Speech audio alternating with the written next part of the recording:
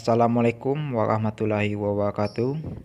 Bertemu lagi dengan saya Iruslan Sepizah pada mata pelajaran Dasar Perancangan Teknik Mesin atau DPTM kelas 10 TMI atau Teknik Mekanika Industri.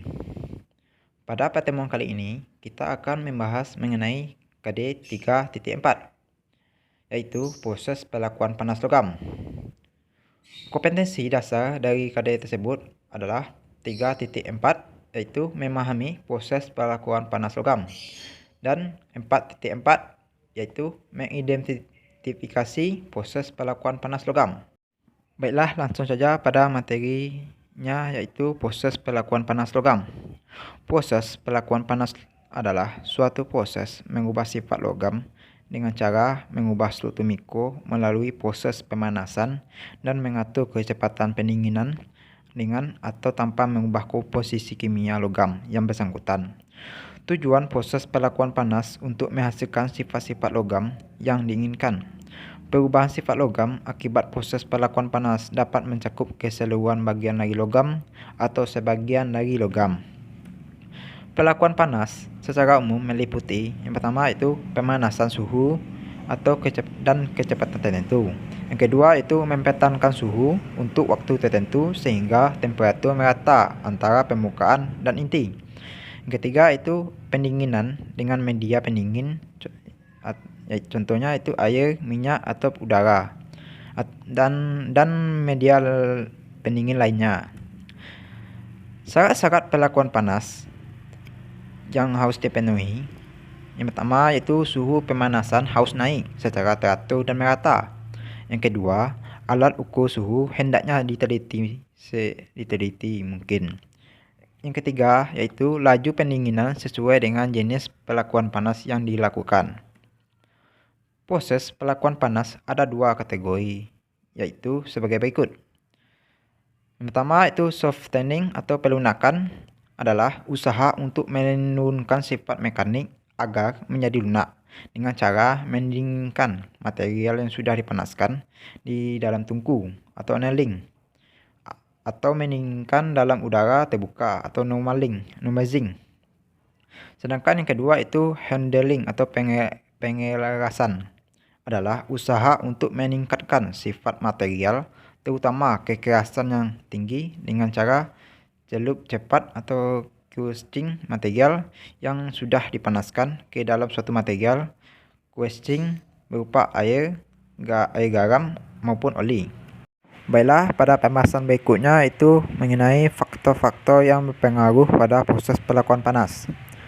Ada beberapa faktor yang mempengaruhi proses pelakuan panas, antara lain yang pertama densitas, yang kedua viskositas, yang ketiga koefisien pemindahan panas, dan terakhir itu perubahan suhu.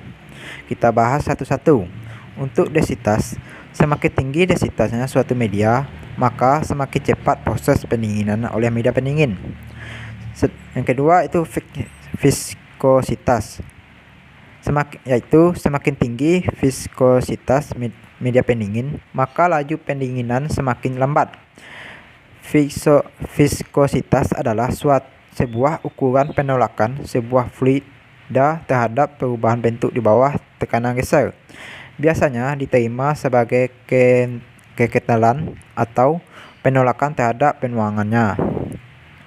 Viskositas menggambarkan penolakan dalam fluida kepada aliran dan dapat dipikir sebagai sebuah cara untuk mengukur gesekan fluida.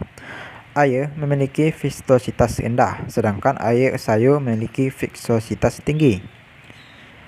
Pengaruh viskositas dan densitas berdasarkan media pendingin. Yang pertama, pada air garam.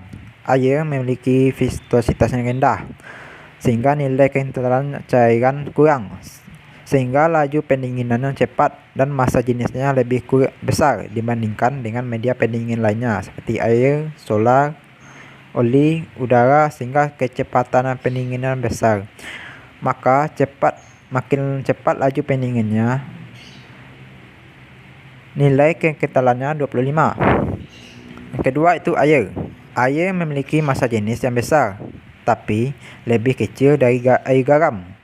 Kekentalannya rendah sama dengan air garam, laju pendinginannya lebih lambat dari air garam. Nilai kekentalannya adalah 50. Dan yang terakhir untuk oli. Oli memiliki viskositas atau kekentalan yang tertinggi dibandingkan dengan media pendingin lainnya dengan massa jenis yang rendah, sehingga laju pendinginan lambat. Nilai kekentalannya adalah 5. Untuk materi yang selanjutnya itu koefisien pemindahan panas. Yaitu semakin tinggi koefisien perpindahan panas yang terjadi, maka panas yang mengalir pada benda kerja akan semakin besar pula, sehingga kecepatan pendinginnya lebih besar. Untuk materi terakhir itu perubahan suhu. Semakin kecil suhu pendingin atau udara, air, oli atau garam, maka kecepatan pendinginannya semakin cepat, karena perpindahan panas spesimen akan lebih cepat mengalir ke suhu pendingin yang lebih kecil.